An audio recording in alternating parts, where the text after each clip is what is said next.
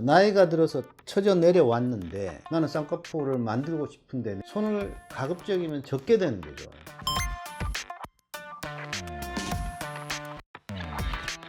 나이가 들어서 처져 내려왔는데 당연히 피부가 늘어진 거니까 잘라내는 게 굉장히 직관적인 해결 방법이 될 텐데, 또 한 가지는 접어 올리는 것도 방법이 아니진 않단 말이에요.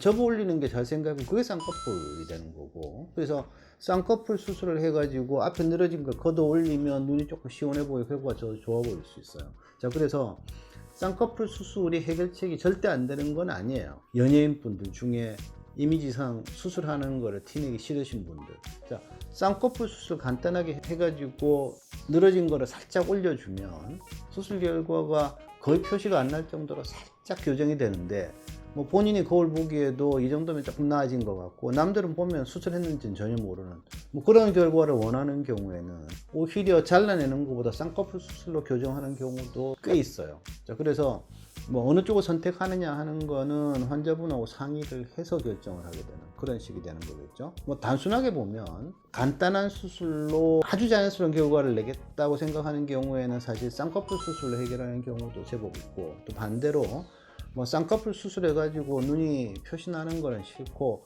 좀 효과를 갖다 그거보다는 조금 더 넉넉하게 봐야 되겠다고 생각을 한다면 눈썹화 거상을 하게 되는 경우, 이렇게 대충 이해를 해볼 수가 있겠죠. 예를 들어서 어머님들이 눈이 처져 내려왔으니까 나는 언젠가 쌍꺼풀 수술을 해가지고 해결을 해야 되는구나 라고 몇 년을 고민하시다가 오시는 분들이 있어요.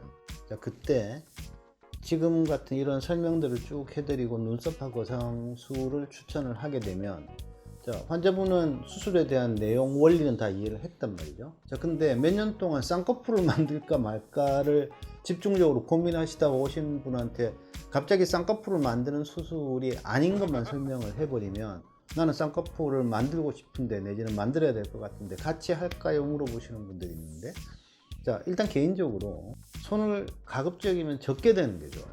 자, 그래서 일반적으로는 눈썹화 거상을 해놓고 결과를 봐가면서 필요하시면 쌍꺼풀 수술을 하시도록 그렇게 권하게 되고요. 눈썹화 거상을 하면 피부가 잘려나가면 덮여있던 쌍꺼풀이 나타나서 옛날 쌍꺼풀이 나타난단 말이에요. 그러면 쌍꺼풀 수술을 굳이 할 필요가 없는 경우가 굉장히 많죠. 뭐 반대로 수술하고 3개월, 6개월 이상 시간이 지났을 때 아무래도 쌍꺼풀이 있는 게 훨씬 더 보기가 좋을 것 같고 이쁠 것 같아서 하시겠다고 그러면 그때는 뭐 수술을 하시면 되는 거고요.